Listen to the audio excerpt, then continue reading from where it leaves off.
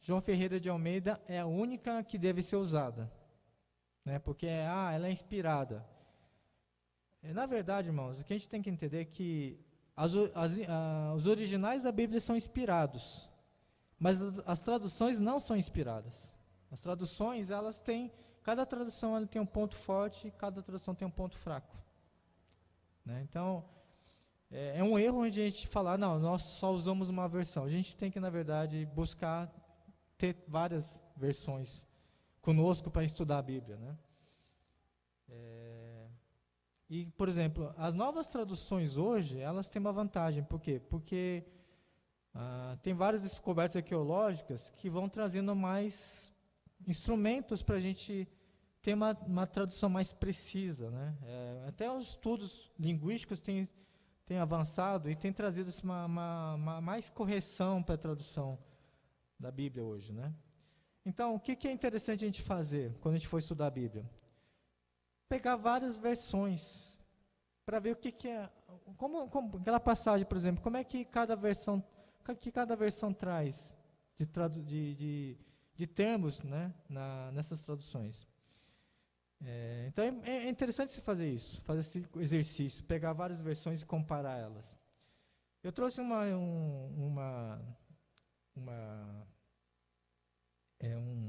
passagem só para você ver como é importante fazer isso. Pode passar, William. Bom, eu peguei 1 João 5, 7 a 8. Tá? Então eu peguei essa versão na Almeida Revista Corrigida, Almeida Revista Atualizada, nova tradução, a nova versão internacional, a NVI, e a nova tradução da linguagem de hoje. Pode voltar, William. Isso. Tá. Então, vê só. Vamos ver como é que está na Almeida Revista e Corrigida, essa passagem. Porque 3 são os que testificam no céu: o Pai, a Palavra e o Espírito Santo. Estes 3 são um. E 3 são os que testificam na terra: o Espírito, a água e o sangue, e estes 3 concordam num. Essa é a passagem na Revista e Corrigida. Agora vamos na Revista e Atualizada. Porque 3 são os que testificam no céu: o Pai, a Palavra e o Espírito Santo, e esses 3 são um. Já estão vendo uma diferença? Agora vamos na NVI. Há 3 que dão testemunho: o Espírito, a água e o sangue. Os 3 são unânimes. Estão vendo uma outra diferença? Vocês estão vendo as diferenças? Na tradução linguagem de hoje, há 3 testemunhas: o Espírito, a água e o sangue. Esses 3 estão de pleno acordo. Essa já não tem tanta variação em relação à nova versão internacional. Mas vocês estão vendo como... Lógico, irmãos, isso aqui é uma passagem assim, única, tá? Não vamos falar que todas as passagens na Bíblia têm essas variações, tá? Mas especificamente nessa escritura aqui há uma diferença grande. Tá? Então, por isso é importante, irmãos, a gente fazer esse trabalho, né? Já que a gente não tem conhecimento do grego e do hebraico, né? Então, é bom a gente pegar essas versões da Bíblia e fazer essa comparação para a gente chegar num texto mais próximo, né, do original. Eu não quero colocar isso para assustar vocês, irmãos. Então a tradução da Bíblia não é confiável. Não, irmãos, são confiáveis, tá? Não é que elas não são confiáveis, mas a gente tem que ter esse cuidado, a gente tem que ter essa preocupação, né, de fazer essas comparações para a gente chegar a um termos mais corretos, mais precisos da Bíblia. O que é importante, irmãos, é a gente tentar pegar umas versões mais atuais, né? Tipo a NVI, a nova tradução de linguagem de hoje. Essas são estão mais de acordo com as novas descobertas arqueológicas, os estudos linguísticos atuais. Então, nesse sentido, elas são mais precisas, tá bom? Vamos passar para o próximo tópico, né? Mas se tiver alguma questão, a gente abre no final para a gente trazer, tá bom?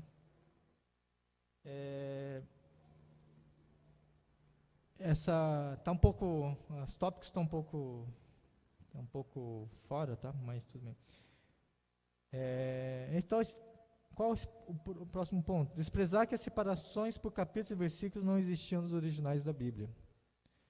Então, a gente tem, por exemplo, hoje, as separações, né? Por exemplo, a gente tem um capítulo e versículo, né? 1 João 5, 7. Então, a gente tem o capítulo 5, versículo 7. Só que, irmãos, nos originais da Bíblia, não existe essa separação por capítulo e versículo. Tá? Se eu for mostrar para você um original do grego e no hebraico, você vai ver que o texto lá, ela vai, né, não tem separação nenhuma, tal. A pessoa, na época, ela tinha que se virar para entender a sequência. Então, não tinha, nas igrejas do primeiro século, não tinha esse papo, vamos para lá para o capítulo 5, né? Não. A pessoa tinha que se virar lá para tentar encontrar o capítulo e versículo. Essa separação de capítulo e versículo, ela vai acontecer, por exemplo, a divisão em capítulos vai acontecer em 1227. Tá? Foi uma pessoa chamada Stephen Langton que fez a separação. A divisão em versículos ela foi feita em 1555. O nome da pessoa foi Robert Stephanus. Então, é recente, né? Se comparado assim, é recente a separação de capítulos e versículos. E graças a Deus que a gente tem, porque é muito mais fácil você encontrar os capítulos e versículos na Bíblia graças a esses dois homens. Imagina você ter que achar a passagem, né, sem esses capítulos. Né? Então, por um lado, nós temos que ser muito gratos. Por outro lado, essas pessoas que fizeram essas separações, elas não foram muito criteriosas. Né? Então, eles fizeram do jeito que eles achavam que era correto, então, muitas vezes, você vê que tinha algumas coisas que não batem muito, né? Primeiro, até por exemplo, essa passagem, 1 5, 7 a 8, né, que a gente viu, 1 João 5, 7 a 8, que a gente viu no slide anterior, ele fez uma separação assim, 1 João 5, 7, porque 3 são os que testificam no céu, pum. Aí no 8, ele fala assim, a Pai, a Palavra e o Espírito Santo. Quer dizer, então, você vê que esse critério é meio complicado, né? Ele separou dois termos, a frase em dois termos que não tem, né, não tem muito praticidade, né? Só para você entender um pouco o que eu estou falando, eu trouxe um exemplo em Colossenses 3, 18 a 25. Né? Vê só como é que foi feita essa separação. Então, vamos até ler. Bom, não vamos ler tudo, senão a gente vai gastar um tempo, mas, por exemplo, se a gente for entender, ele começa dando alguns conselhos, né, em relação à família. Então, ele começa por 18. Esposa, obedeça ao seu marido, pois é o que você deve fazer por ser cristão. Aí, 19, fala sobre o marido. 21, fala sobre os pais. 22, fala sobre escravos, né. E aí, ele termina, capítulo 3, falando sobre a parte dos escravos. No 24, lembre que o Senhor lhes dará como recompensa aquilo que ele tem guardado para o céu, tal, tal. Versículo 25, e quem faz o mal, seja quem for, pagará o mal pelo que faz, pois quando Deus julga, ele não faz diferença entre as pessoas. Ponto, acabou o capítulo 3. Aí vai no Colossenses 4:1, e vai falar dos donos dos escravos. Então vocês estão vendo que ele jogou o dono dos escravos para outro capítulo. Então, você vê que alguns dessas separações de critérios não ficou muito claro, né? Não ficou uma coisa muito bem dividida. Né? Então, se você começar a levar em conta só os capítulos e versículos, quando você for interpretar a Bíblia, muitas vezes você pode não levar em conta alguns pontos importantes. Por quê? Porque, às vezes, uma passagem está num outro capítulo. Né? Então, se você começar a analisar bem, você vai ver que tem umas passagens que os capítulos separam os assuntos. Né? Então, irmãos, o que a gente tem que fazer quando a gente for ler a Bíblia? A gente tem que começar a ler as passagens por meio de blocos de assuntos, parágrafos. Tá? Por exemplo, a Nova Tradução de Linguagem de hoje, ele faz essa separação por parágrafos. Se você começar a ler, não sei como é que está hoje, a nova tradução de linguagem de hoje, né? Pelo menos na Bíblia de linguagem de hoje, ela faz essa separação. A nova tradução de linguagem de hoje, ela costuma separar por parágrafos. Então é bem interessante, porque você começa a ver as questões por blocos de assuntos, né? NVI eu acho que não faz isso, mas a nova tradução de linguagem hoje faz isso. Então é interessante a gente pegar os assuntos por blocos de assuntos, né? Tá bom? Outra coisa que é interessante também, por exemplo, algumas Bíblias eles trazem o quê? Eles fazem uma separação de assuntos, né? Por exemplo, por exemplo, Lucas 9 começa assim, o custo do discipulado, está escrito lá, né? O custo do discipulado. Ou você começa a parábola do filho pródigo, não está lá? A parábola do filho pródigo. Essa separação que as Bíblias fazem, ela também não é inspirada, irmãos. É algum irmão que fez a tradução, que fez essa separação, né? É interessante porque, então, a gente tem que tomar um pouco de cuidado em relação a isso também. Porque muitas vezes você é induzido a ir pelo que a pessoa colocou como título, né, naquele bloco, né? Por exemplo, a parábola do filho pródigo. A gente começa a ler a parábola do filho pródigo e a gente, por meio disso, né, a gente faz o quê? A gente presta atenção em quem nessa parábola? No filho pródigo. Se você for analisar essa parábola, a parábola não fala exatamente só do filho pródigo. A parábola fala do quê? Do pai. O personagem principal da parábola do filho pródigo, na verdade, é o pai. E muitas vezes a gente pensa o quê? O filho pródigo, parábola do filho pródigo. A gente presta atenção só no filho pródigo, mas não é. Além do filho pródigo, você tem o quê? O pai e o filho mais velho também, né? Então, vocês estão entendendo assim, como é importante, a gente tem que tomar esses cuidados, né, quando a gente for ler a Bíblia. A gente tem que tomar, porque muitas vezes a gente é induzido, né, pelas traduções, tá bom? Então, prestando atenção nesses pontos. Vamos passar para o próximo tópico? Tá muito rápido ou não? Tá dando para levar? O outro tópico. Não diferenciar a verdade cultural da verdade universal. Falei, nossa, que é isso, né? Como assim, verdade cultural, verdade universal? Não estou entendendo, né? Realmente, é um ponto um pouco complicado e eu vou pedir para vocês prestarem bastante atenção. Vou tentar explicar o melhor possível. Bom, vamos entender o seguinte. Quando os escritores da Bíblia escreveram, inspirados por Deus, a gente tem que entender uma coisa. Eles escreveram a Bíblia, a mensagem da Bíblia, no tempo deles. Vocês concordam? Havia um contexto cultural quando eles escreveram a mensagem deles. Então, para eles, por exemplo, há algumas coisas na Bíblia que são verdades muito claras para eles na época. Entendeu? Para eles. No contexto que eles viviam, naquela época que eles viviam, né? Mas necessariamente, muitas dessas verdades, elas não se aplicam para nós hoje, né? Por exemplo, para nós, a gente está vivendo num outro contexto cultural, num outro contexto histórico. Muitas coisas que foram escritas na Bíblia na época, elas já não fazem sentido para nós hoje, né? Muitas vezes o que acontece, algumas pessoas vão interpretar a Bíblia, então eles pegam muitas vezes essas verdades que são verdades culturais da época, e eles afirmam categoricamente que nós temos que aplicar isso para nós hoje, nessa época, e não tem papo, tem que ser aplicado, que está na Bíblia. Mas a gente tem que ter essa preocupação em diferenciar o que é uma verdade cultural de uma verdade universal. O que eu falo em verdade universal? É uma verdade que é bíblica e que se aplica para todo mundo desde aquela época e para hoje, para nós hoje. Tá? Então, essa é uma verdade universal. Isso é uma verdade que nós, não importa o período, não importa a época, nós temos que obedecer. Tanto para cristãos naquela época, cristãos como para nós hoje, como cristãos.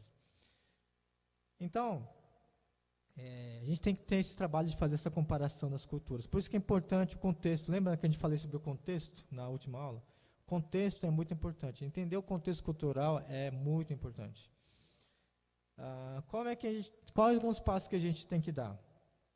Primeiro, a gente tem que buscar o sentido comum e o bom senso. Tá? Primeiro passo, buscar o sentido comum do que está na Bíblia. Tá? Muitas vezes o que acontece, tem coisas na Bíblia que as pessoas começam a meio que viajar. Não, mas isso aqui tem um significado assim, tal, né, não sei o quê. Que muitas vezes vai além do que está lá na Bíblia, né? Então, primeiro a gente tem que buscar o sentido comum, o sentido mais, ter um bom senso para entender o que é o significado. Em segundo lugar, a gente tem que estabelecer se uma instrução que está na Bíblia está relacionada com o fenômeno cultural da época. Né? Se ela é temporal, se é do tempo daquela época, né? E se essa instrução ela vai além desse período, então ela é permanente, ela é universal. Né? Vou dar um exemplo, tá meio esquisito, tá um pouco estranho, tá bom, vamos pegar um exemplo. 2 Coríntios 13, 12, ele fala sobre o quê? Não só 2 Coríntios 13, 12, mas tem várias passagens que Paulo fala isso. Saúdem uns aos outros com beijo santo. Agora, imagina você aplicar isso para nós hoje. Imagina, final do culto, todo mundo aqui, vamos começar a beijar um ao outro, e um beijo santo. Né? Estou brincando, mas, por exemplo, teve um irmão que chegou para mim, que ele tinha visto de uma outra igreja, ele falou assim, irmão, naquela igreja que eu ia, o pastor falava para a gente dar o beijo santo todo final de culto. E eu, final, acabou o culto e saia fora. Né? Mas, então, vocês entendem essa questão? Então, essa questão do beijo santo é uma questão cultural. Assim, era muito comum, por exemplo, para as igrejas na época, não tinha nenhum problema, né? Eles faziam esse cumprimento, né? Não tinha nenhum problema, né? Tanto que, por exemplo, lembra quando como é que Judas traz Jesus? Né? Com um beijo, né? Então, para os judeus, isso não era um problema, não era algo complicado, né? Era normal, tranquilo, né? Agora, para nós hoje, não é algo assim tão, né? A gente vive num outro contexto cultural, né? Então é só um exemplo. Outro exemplo, por exemplo, é em relação às mulheres usarem um véu, né?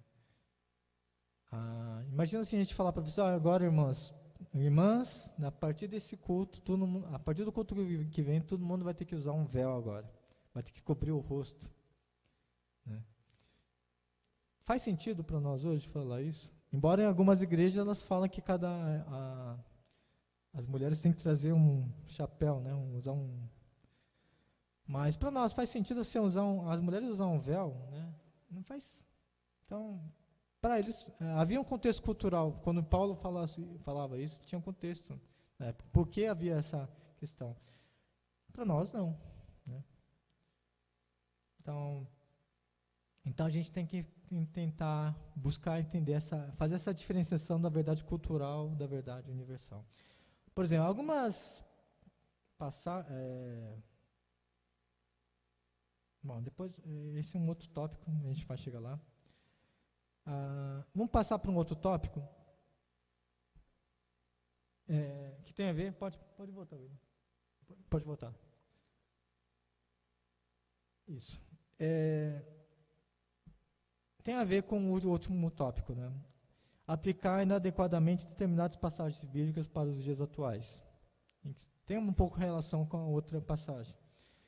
Por exemplo, Deuteronômio 22:5, eu falo assim, a mulher não usará roupas de homem e o homem não usará roupas de mulher, pois o Senhor, o seu Deus, tem aversão por todo aquele que assim procede. Então, tem essa passagem de Deuteronômio 22:5. E algumas igrejas pegaram essa passagem e falaram, agora, mulheres só podem usar saia no culto. Né? Só pode usar saia no dia a dia. Por quê? Porque mulher não pode usar roupa de homem. Né? Só que a gente tem umas questões aqui, né? Calça necessariamente é roupa somente de homem? Não. E, bom, naquela época, por exemplo, na época de Jesus, será que as mulheres usavam saia? Bom, não lembro, não sei dizer realmente como é que é. Mas não essa saia que nós usamos, as mulheres usam hoje, né? Mas assim, vocês estão entendendo a dificuldade que é você pegar uma vez um trecho na Bíblia e aplicar para nós, né? Hoje, assim, literalmente, né? Isso aqui é um exemplo de quando a gente não pode fazer isso, né? Tem várias outras passagens que podem dar um exemplo, mas esse aqui é um exemplo claro. Então, só para a gente compreender como a gente tem que ter essa diferenciação, né, cultural. Vou passar para o próximo tópico, que tem um pouco a ver ainda com o tópico anterior. Não diferenciar mandamento bíblico do princípio bíblico, né? Então, tem uma diferença entre um mandamento bíblico e um princípio bíblico.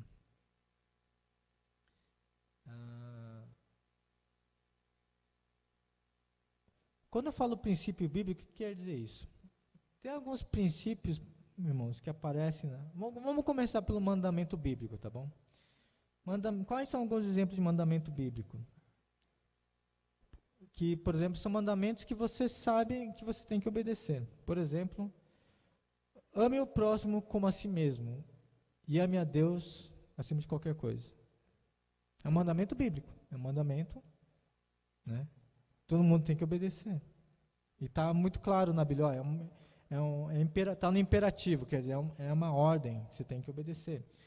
Por exemplo, arrependam-se. Você tem que se arrepender, é um mandamento, né? Tomar a ceia é um mandamento, está na Bíblia, é um mandamento bíblico, né? Então, várias outras passagens, né, por exemplo, que você vai ver que a Bíblia estabelece, olha, é um mandamento que você tem que obedecer. Você não tem uma opção sim ou não, né? Agora, também na Bíblia existem alguns princípios bíblicos. Por exemplo,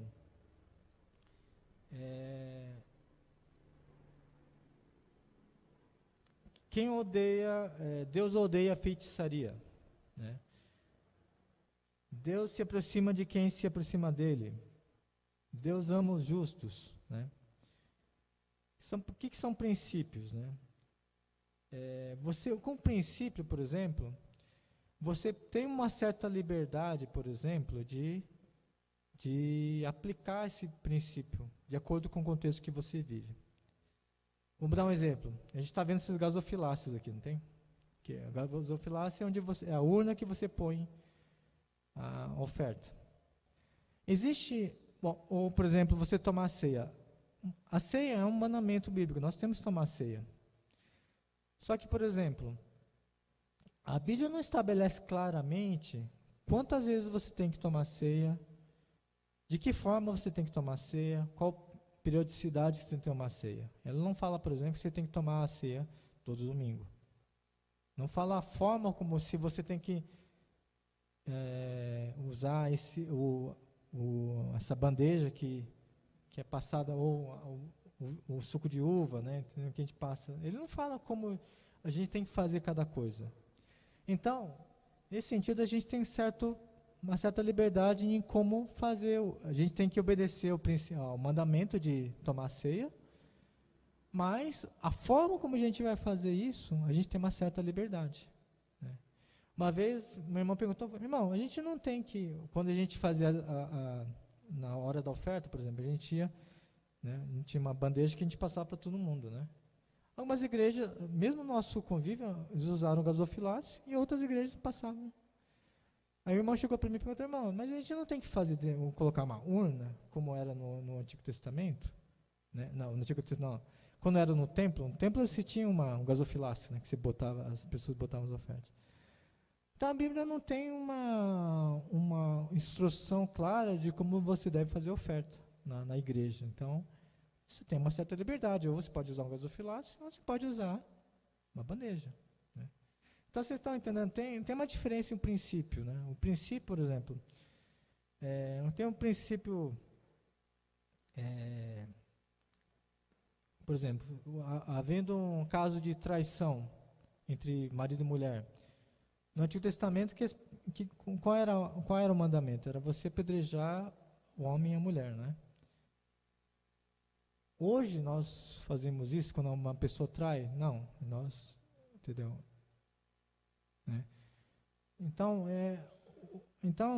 na igreja, irmãos, bom, qual o princípio? Deus odeia o divórcio.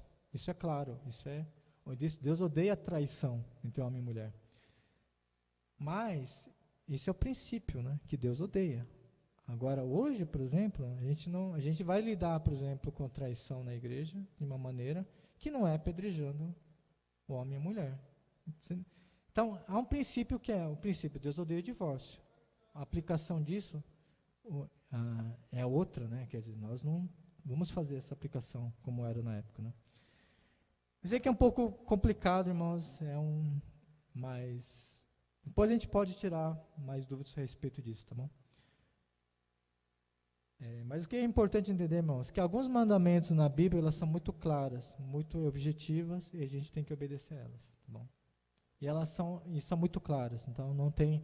Em muitos mandamentos você não vai ter muita dúvida do que se deve fazer ou não, tá ok? Bom, vamos passar para outro ponto, né? Que é desprezar os gêneros literários existentes na Bíblia. Tá ali? Tá. Bom, gênero literário, irmãos, vamos pensar assim, o que é um gênero literário? Por exemplo, vamos fazer, vamos falar um pouco, qual o tipo de texto que você conhece? Uns tipos de texto, por exemplo, texto de jornal, né? Uma lei, uma peça de teatro, um romance, né? Então, cada tipo, cada um desses que eu falei agora é um gênero literário, tá? Agora, por exemplo, você vai interpretar uma poesia, por exemplo, tem um poema do Camões que o Renato Russo fez uma canção, né? O amor é um fogo que arde sem se ver. Né? Isso aqui um texto, uma poesia do Camões que o Renato Russo fez uma música em cima dele e usou também outro texto bíblico. Né? Você vai interpretar o amor é um fogo que arde sem se ver da mesma forma que você interpreta uma lei? A gente faz isso. A gente faz não, interpreta do mesmo jeito. Ou você pega um texto, você pega uma notícia de jornal, você interpreta da mesma forma, por exemplo, que um romance, por exemplo. Quer dizer, um texto de ficção com um texto de não ficção. Você faz isso? Não, você diferencia, né? Agora é interessante, né? Porque na Bíblia, o que a gente faz? A gente pega a Bíblia e lê como se fosse uma coisa só. Não sei se vocês concordam que a gente costuma fazer isso, né? Porque na Bíblia, irmãos, a gente tem... William, pode passar, William. A gente tem vários gêneros literários na Bíblia. Por exemplo, poesia, que está em Salmos. Narrativa, Atos, por exemplo. O livro de Atos é uma narrativa. Meio que um registro histórico, né? Mesma coisa Ruth. Literatura sapiencial, literatura de sabedoria, que é o quê? Provérbios. Né? História, na verdade, Atos é história, né? Não é narrativa. Narrativa é Ruth, parábolas, né? Então, profecia, para Daniel é uma profecia. Cartas, por exemplo, carta de Romanos. Documento jurídico, Levítico é um documento jurídico que estabelece leis. Interessante, né? Porque a gente pega toda a Bíblia, a gente não faz diferenciação de gêneros literários, a gente lê como se fosse cada coisa fosse de um jeito só. E se a gente faz isso, irmãos, a gente vai errar muito na nossa interpretação. Porque cada gênero literário, ele tem uma forma de leitura. Cada gênero tem uma forma de você ler, interpretar. Por exemplo, vou dar um exemplo para vocês. Tem um provérbio não estou lembrado agora, que fala assim, que se você educar o seu filho no caminho certo, ele nunca vai se desviar, não é? Vocês lembram desse provérbio?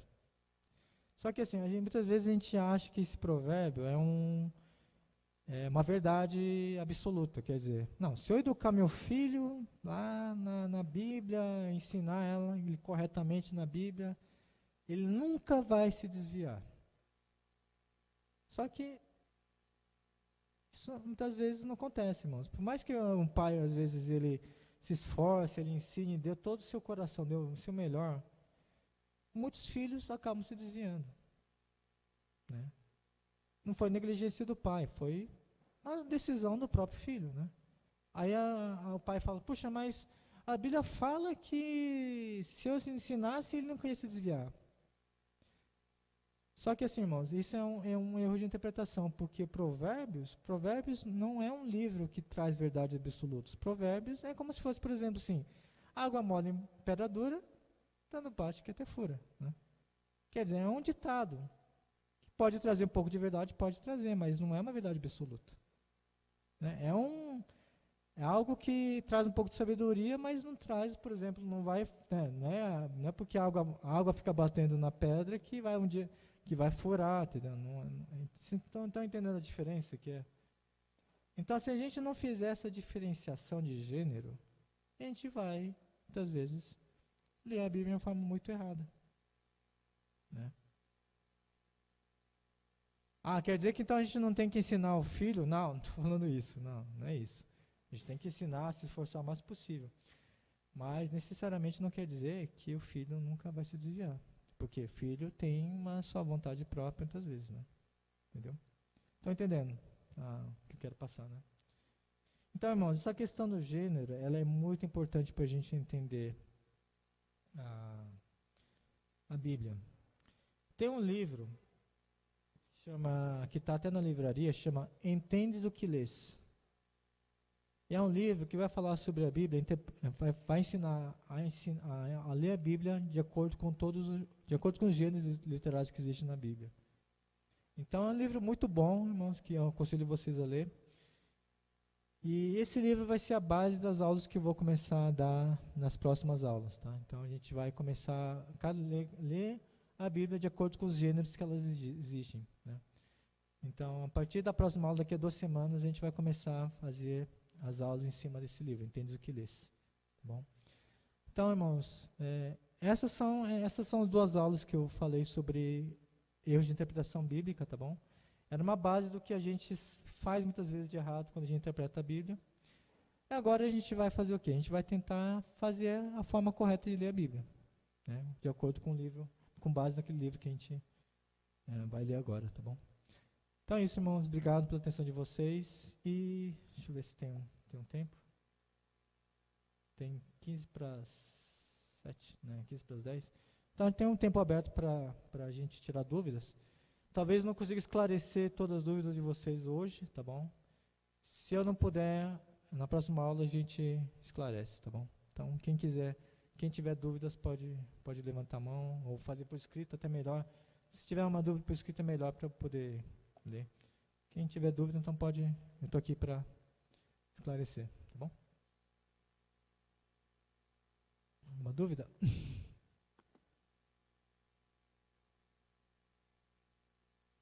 Ou eu expliquei bem demais ou vocês não entenderam?